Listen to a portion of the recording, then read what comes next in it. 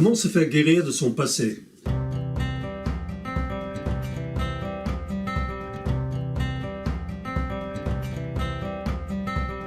L'église locale est remplie de chrétiens qui ont encore des péchés commis dans le passé dont ils veulent guérir, mais ils n'ont pas pris le temps de régler cela avec Dieu. Cela nuit à la puissance de leur témoignage et pour faire face à la vie de l'église. Ils se satisfont d'avoir la forme de leur religion, mais renient ce qui en fait la puissance. Mais aussi des chrétiens qui ne fréquentent pas les églises. Beaucoup souffrent et ils veulent s'en guérir, mais ils n'ont plus la volonté de se battre. Les circonstances qu'ils ont vécues les narguent chaque jour. Trop tard. Rien ne peut l'effacer. L'intérêt qu'ils ont eu pour le secours de Dieu est laminé par la réalité dans laquelle ils vivent. Les erreurs de passé sont-elles sans conséquences? Oui, il y a des erreurs de passé qui ont des conséquences auxquelles on ne s'y attendait pas. Les addictions dont on n'arrive pas à se débarrasser, comme les jeux, cannabis, plaisir, l'abus par un parent ou un proche de la famille. Notre naïveté à accepter certaines invitations, discothèques, pratiques de relaxation, mélangées avec un peu de mysticisme, consultation avec des marabouts ou des voyants. Le rejet parce qu'on ne voulait pas suivre la foule, c'est la solitude. Ou la tentative désespérée de se faire accepter par un groupe, bande de motards, le gang de quartier, ou ne pas perturber la relation avec son mari ou sa femme. Les passionnés d'un sport extrême, la mode musicale, suivre un idole, des tatouages pour montrer notre appartenance et de se faire remarquer. Finalement, on se trouve à se battre pour une cause pour les autres et personne ne se bat pour nous. Vous connaissez mieux que moi les fardeaux que vous portez jour après jour. Guérir ou laisser la plaie s'infecter. Un psychologue dira de laisser le passé dans le passé. C'est certain que c'est une bonne idée. Mais si vous vous trouvez en prison, même psychologique, à cause des actions passées, cela vous revient dans le visage tous les jours. Dale Carnegie, un motivateur renommé, dira que ce n'est pas la chose qui vous est arrivée qui importe. Cela n'est que 10% de l'équation. Les 90%, c'est la façon que vous réagissez. Il y a beaucoup de vrai dans cela, mais comment se débarrasser de sa réaction? Est-ce que cela vous déprime ou est-ce que vous êtes devenu agressif? Êtes-vous tellement découragé que vous n'avez plus envie de vivre? Avez-vous développé un sentiment de rejet, un refus de pardonner, de la rancune?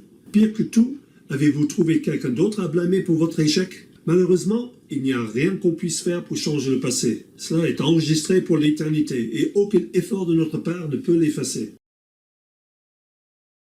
Et je connais quelqu'un qui se propose de vous guérir de votre passé. Que dit l'apôtre Paul concernant Jésus-Christ, notre libérateur? Si quelqu'un est en Christ, est une nouvelle créature.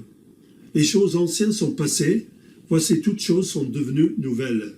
Si quelqu'un, mettez votre nom, et puis toujours Christ vous connaît, et le simple fait que vous lisez ceci montre qu'il a choisi de se révéler à vous. Être en Christ, ça veut dire quoi? S'engager à le suivre, lui faire confiance pour votre avenir, obéir. Il est une nouvelle créature, c'est un nouveau départ. Il est en train de réécrire votre programme par la lecture et l'étude, voire la mémorisation de sa parole. Les choses anciennes sont passées, ces choses qui vous a appris vos points faibles, mais Dieu sait faire feu de tout bois. Cela fera partie de votre témoignage, de quoi vous avez été sauvés. Et cela servira comme leçon aux autres pour éviter de tomber dans les mêmes travers. Voici toutes choses sont devenues nouvelles. À partir de maintenant, vous ne marcherez plus toute seule. Le Saint-Esprit vous rappellera de tout ce qu'a dit Jésus. Si toutefois vous vous laissez coacher par sa parole. Suivez la seule prescription qui donne des résultats durables. Le bon docteur sait exactement de quoi on souffre et comment le guérir. Et voici une prescription qui fonctionne. Si nous confessons nos péchés, il est fidèle et juste pour les pardonner et de nous purifier de toute iniquité. Bon, il va falloir regarder ça de plus près. Si, le grand si, combien c'est difficile d'admettre qu'on s'est trompé sur le remède. On préfère faire l'automédication, mais est-ce qu'on sait vraiment ce qu'on fait? Et en plus, on savait très bien que c'était dangereux, mais on a persisté et signé. Mais de ceci dépend tout le reste. Nous confessons nos péchés. Prenez conscience que Dieu pardonne des péchés, pas des excuses. Faites une liste des péchés dont vous êtes conscient. Demandez à Dieu de les pardonner, un par un. Vous verrez combien le fardeau va s'alléger. Si d'autres fautes viennent à l'esprit dans les jours qui suivent, admettez-les aussi. En fait, on le fait pendant toute sa vie. Il connaît déjà les circonstances qui vous a conduit dans cette situation. Vous croyez que quelque chose est caché à ses yeux? La question n'est pas que Dieu doit être mis au courant. C'est vous qui devez vous rendre compte combien vous avez masqué et trafiqué les faits, pour placer le blâme sur quelqu'un d'autre et même peut-être sur Dieu. La vérité, c'est que vous avez péché contre Dieu lui-même. David s'en est rendu compte après avoir eu des relations avec la femme d'un de ses soldats. « J'ai péché contre toi seul, et j'ai fait ce qui est mal à tes yeux. » Bien sûr, vous avez péché contre l'autre personne, mais vous avez aussi jeté votre péché dans le visage de Dieu, car vous saviez très bien ce que ce n'était pas bien. Votre conscience vous a alerté, n'est-ce pas? Vous pouvez imaginer combien ça rend Dieu triste, parce qu'il a dû placer le poids de votre péché sur le dos de son Fils unique et bien-aimé. À qui la faute, si on ne laisse pas notre esprit guérir? L'autre, c'est l'autre. Il aura à rendre compte au grand juge. Mais vous, c'est vous. Et ne pas l'admettre et plaider la clémence de la cour est la même chose que de faire outrage à un magistrat. Celui qui vous juge, en plus, c'est lui qui a donné son propre fils pour sauver un criminel comme vous et moi. Ne vous inquiétez pas pour ceux qui vous ont fait trébucher. Dieu jugera en son temps toutes les actions des hommes et les intentions de leur cœur. Nulle créature n'est cachée devant lui, mais tout est nu et à découvert aux yeux de celui à qui nous devons rendre compte. Le seul médiateur entre l'homme et Dieu, c'est Jésus-Christ. Il n'y a pas d'autre médiateur, ni Marie médiatrice, ni l'Église catholique, et certainement pas vous-même. Et dans aucune autre religion, personne n'est mort pour vos péchés. Car il y a un seul Dieu et aussi un seul médiateur entre Dieu et les hommes, Jésus-Christ, homme, qui s'est donné lui-même en rançon pour tous. Et il a fait le nécessaire pour nous sauver car il était sans péché. Notre malheur, c'est que le dossier tenu contre nous s'est vu étoffé jour après jour.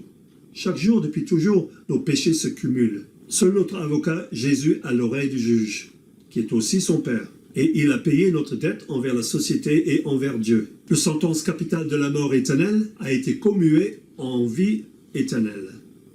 Celui qui croit au Fils a la vie éternelle, et celui qui ne croit pas au Fils ne verra point la vie, mais la colère de Dieu demeure sur lui. Il est fidèle et juste. Voyez-vous comment Dieu avait un plan depuis le début pour nous libérer de l'emprise que le péché avait sur nos vies. Et il a fidèlement suivi son plan à travers les âges. Mais il a fallu que les exigences de la justice soient satisfaites aussi, pour les pardonner. Si on ne fait pas le nécessaire pour obtenir le pardon de Dieu, on est comme ces criminels dans l'Empire perse. Il paraît qu'une des punitions autrefois pour un crime capital était d'attacher un cadavre en décomposition sur le dos des condamnés qui devaient le traîner avec eux partout où ils allaient, jusqu'à ce qu'ils meurent. Vous imaginez combien ça devait sentir mauvais. Et c'est évidemment impossible d'avoir des relations familiales et intimes. Pour nous aussi, c'est la conséquence d'un péché non confessé. L'odeur de notre crime nous poursuit partout et nous empêche d'avoir des relations normales. Et cela nous poursuivra jusque dans la tombe. Cependant, le prix pour notre forfait a été payé et accepté par la cour par le seul juste qui s'appelle Jésus.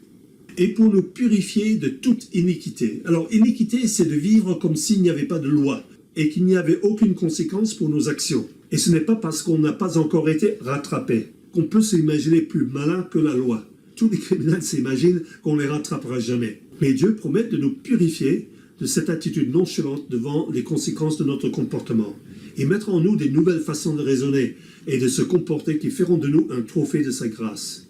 Votre témoignage enlèvera toute excuse de la bouche de ceux qui ne s'engagent pas et qui se contentent d'un rôle de spectateur. Si Dieu s'est sauvé et transformé un voyou, mettez n'importe quel crime ici, il peut le faire pour vous aussi. Voilà, Dieu en Jésus-Christ nous a réconciliés avec lui et il a guéri la question de notre passé.